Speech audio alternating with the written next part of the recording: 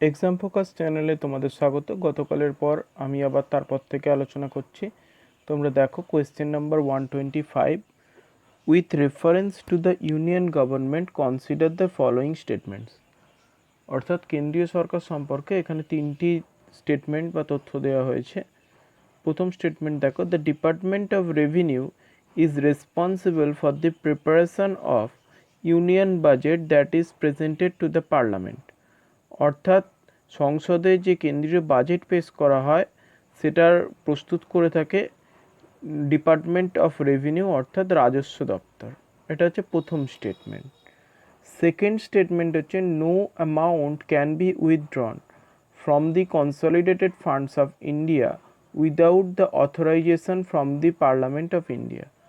অর্থাৎ ভারতীয় সংসদের নির্দেশ ব্যতীত কনসলিডেটেড ফান্ড অফ ইন্ডিয়া অর্থাৎ ভারতের সঞ্চিত তহবিল থেকে কোনো রকম অর্থ তোলা যায় না। তৃতীয় statement, all the disbursements made from public account also need the authorisation from the parliament of India. অর্থাৎ পাবলিক অ্যাকাউন্ট জনগণের খাত থেকে যে সমস্ত টাকা তোলা হয় সেগুলির সবই অথরাইজেশন লাগে ভারতীয় সংসদের থেকে। বলা হয়েছে এখানে কোন তথ্যটি কারেক্ট। এখানেতে কারেক্ট তথ্য হচ্ছে তোমার অনলি টু, অর্থাৎ 2 নম্বরটি শুধুমাত্র সঠিক তথ্য। নেক্সট কোয়েশ্চেন দেখো, there is a parliamentary system of government in India because the. অর্থাৎ ভারতে সংসদীয় ব্যবস্থা কেন রয়েছে? 4 নম্বরটা হবে এটা D, council of ministers is responsible to the Lok Sabha. কারণ এখানেতে বলা হয়েছে ভারতীয় সংবিধানের 75 নম্বর ধারায় যে ভারতের কেন্দ্রীয় মন্ত্রিসভা যুগ্মভাবে লোকসভার নিকটে দায়বদ্ধ থাকবে। Next, the privileges enjoyed by the members of parliament individually include. অর্থাৎ আমাদের ভারতীয় সংসদের সদস্যরা অর্থাৎ সাংসদগণ যে সমস্ত সুযোগ সুবিধা ভোগ করে থাকেন সেগুলির মধ্যে কি কি অন্তর্ভুক্ত? এখানে হবে only two, freedom from attendance as witness while parliament is in session. অর্থাৎ পার্লামেন্টের অধিবেশন চলাকালীন তাকে গ্রেপ্তার করা যায় না। 1 এবং 3 নম্বরটি ভুল। Freedom from arrest in all cases first স্টেটমেন্টে বলা হয়েছে, কিন্তু না, শুধু এটা অ্যারেস্ট করার জন্য, সিভিল কেসেসের জন্য, ক্রিমিনাল কেসে অ্যারেস্ট করা যেতে পারে। 3 নম্বরটা হচ্ছে আনলিমিটেড ফ্রিডম অফ স্পিচ, যেটাও দেওয়া হয়নি, লিমিটেড ফ্রিডম অফ স্পিচ দেওয়া হয়েছে। দেখো next, a joint sitting may be called. অর্থাৎ জয়েন্ট সিটিং কখন ডাকা হয়? দেখো তিনটি এখানেতে স্টেটমেন্ট দেওয়া হয়েছে কিন্তু তিনটির কোনোটিই সঠিক নয়, নান অফ দিস। বলে দিই জয়েন্ট সিটিং ব্যাপারটা কি। জয়েন্ট সিটিং বা যুগ্ম অধিবেশনের ব্যাপারটি আমাদের সংবিধানের 108 নম্বর ধারায় আলোচনা করা হয়েছে, যেখানেতে বলা হয়েছে রাজ্যসভা এবং লোকসভার মধ্যে কোনো বিল নিয়ে যদি বিরোধ বাধে তাহলে সেক্ষেত্রে রাষ্ট্রপতি যুগ্ম অধিবেশন আহ্বান করতে পারেন। এই যুগ্ম অধিবেশনেতে স্পিকার সভাপতিত্ব করে থাকেন, লোকসভা স্পিকার। নেক্সট দেখো, members of Rajya Sabha are not associated with. অর্থাৎ এখানেতে তিনটি কমিটি দেখো দেখতে দিয়েছে, যেখানেতে রাজ্যসভার সদস্যরা কোথায় থাকেন না, এস্টিমেটস কমিটিতে। কারণ এস্টিমেটস কমিটি হচ্ছে এমন একটি কমিটি যেখানেতে 30 জন সদস্য থাকেন এবং 30 জনই লোকসভা থেকে থাকেন। এবং বলে রাখি, এটা প্রায় পরীক্ষাতে জিজ্ঞাসা করে থাকে, সংসদের সবথেকে বড় কমিটি হচ্ছে এই এস্টিমেটস কমিটি বা আনুমানিক ব্যয় কমিটি। দেখো next question number 130, who প্রিসাইডস the joint session of parliament. একটু আগেই যেটা আলোচনা করলাম যে সংসদের যুগ্ম অধিবেশনেতে সভাপতিত্ব কে করে থাকেন না, Lok Sabha speaker. Next, expenses incurred out of the contingency fund of India are. অর্থাৎ কন্টিনজেন্সি ফান্ড যেটাকে বলা হয় থাকে আকস্মিক ব্যয় তহবিল, সেটা থেকে যে ব্যয় করা হয় তারপর সেটার ক্ষতিপূরণ কিভাবে দেওয়া হয়? দেখো এটা হবে option B, recoup through supplementary addition or excess grants by parliament. এক্ষেত্রে সংসদ পরিপূরক, অতিরিক্ত এবং তার থেকেও বেশি কিছু মঞ্জুরি প্রদান করে থাকে এর জন্য।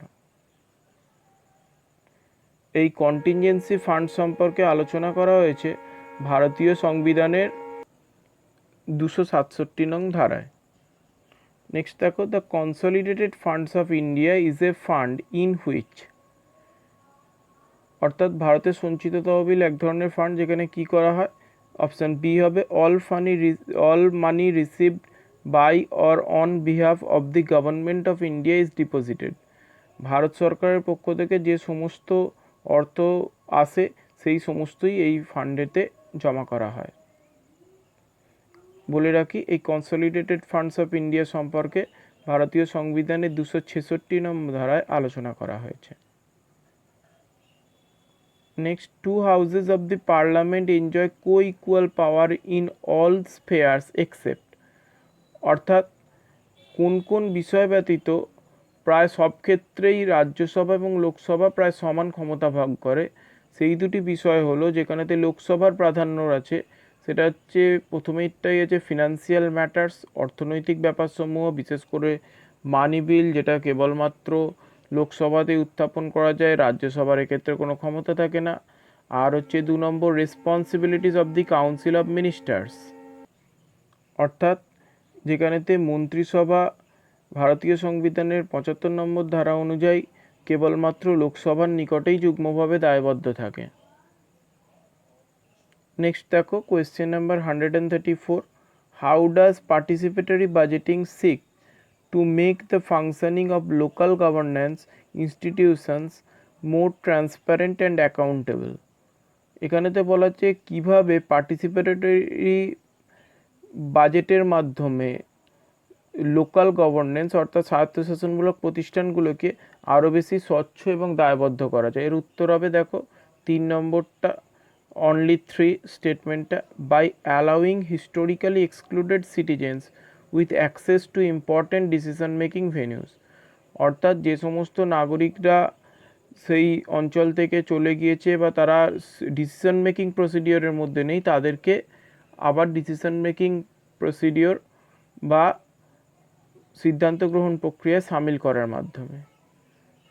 Next, by which bill the government propose collection of revenues for a year, ভারত সরকার যে বছরের রেভিনিউ বা রাজস্ব আদায় করে এটা কোন বিলের মাধ্যমে আদায় করেন, এটা হবে ফাইন্যান্স বিল। তোমরা জেনে রাখো, মানি বিল আর ফাইন্যান্স বিল কিন্তু এক নয়। মানি বিলের সংজ্ঞা দেওয়া হয়েছে সংবিধানের 110 নম্বর ধারায়, কিন্তু ফাইন্যান্স বিল বা অর্থনৈতিক বিলের সংজ্ঞা দেওয়া হয়েছে ভারতীয় সংবিধানের 117 নম্বর ধারায়। নেক্সট কোয়েশ্চেন দেখো, question number 136, which of the following is true regarding no confidence motion in the parliament, অর্থাৎ পার্লামেন্টের নো কনফিডেন্স মোশন সম্পর্কে কোন তথ্যটি সঠিক বা তথ্যগুলি সঠিক। এখানেতে হবে স্টেটমেন্ট 2 অ্যান্ড 4। দেখো স্টেটমেন্ট 2তে বলা হচ্ছে আ period of 6 months must lapse between introduction of one no confidence motion and another, অর্থাৎ একটি অনাস্থা প্রস্তাব এবং অপর একটি অনাস্থা প্রস্তাব উত্থাপনের মধ্যে কম করে 6 মাসের ব্যবধান চাই। আর 4 নম্বরটা কি সঠিক না, it can be introduced in the Lok Sabha only, এই নো কনফিডেন্স মোশন কেবলমাত্র লোকসভাতেই উত্থাপন করা যায়, রাজ্যসভায় উত্থাপন করা যায় না। এরপর দেখো next question number 137, which of the following are correct regarding the money bill, অর্থাৎ অর্থ বিল সম্পর্কে নিম্নলিখিত কোন তথ্যটি বা তথ্যগুলি সঠিক। এখানেতে সঠিক তথ্য হচ্ছে 1, 3 এবং 4, দুইটি সঠিক নয়, বলে দিচ্ছি ব্যাখ্যা করে। দেখো স্টেটমেন্ট 1-এ বলা হয়েছে a money bill passed by the Lok Sabha is not return to it within a period of 2 weeks of its transmission to the Rajya Sabha, it shall be deemed to have been passed by the both the houses, অর্থাৎ একটি অর্থ বিল যখন রাজ্যসভায় পাঠানো হয়, রাজ্যসভা সেই অর্থ বিলটি যদি 2 সপ্তাহ বা 14 দিনের মধ্যে লোকসভায় না প্রেরণ করে, তাহলে সেটা ধরে নেওয়া হয় যে রাজ্যসভায় সেটি পাস হয়ে গিয়েছে। দেখো এরপর 2 নম্বর স্টেটমেন্টটা যেটা ভুল, it's rejection in the Rajya Sabha means the defeat of the government, অর্থাৎ অর্থ বিল যদি রাজ্যসভা নাকচ করে দেয় তাহলে সরকারের পতন ঘটবে। এটা সম্পূর্ণভাবেই ভুল, কারণ অর্থ বিলের ক্ষেত্রে রাজ্যসভার কোনো ক্ষমতাই নেই। 3 number statement, to be introduced in Parliament it requires the recommendation of the president.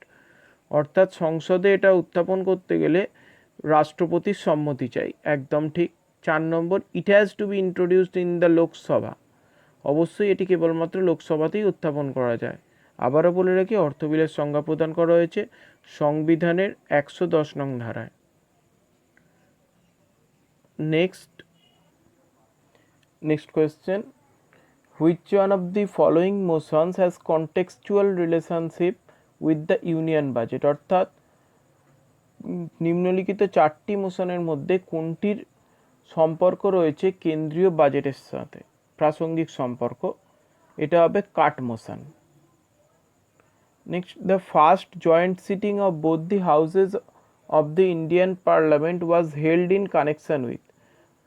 ভারতীয় সংবিধানে 108 নম্বর ধারায় যে যুগ্ম অধিবেশনের উল্লেখ করা হয়েছে সেটি প্রথমবার কবে আনা হয়েছিল বা কোন বিলের প্রসঙ্গে আনা হয়েছিল? এটা হবে ডাউরি অ্যাবলিশন বিল, পণ প্রথা বিরোধী বিলের জন্য।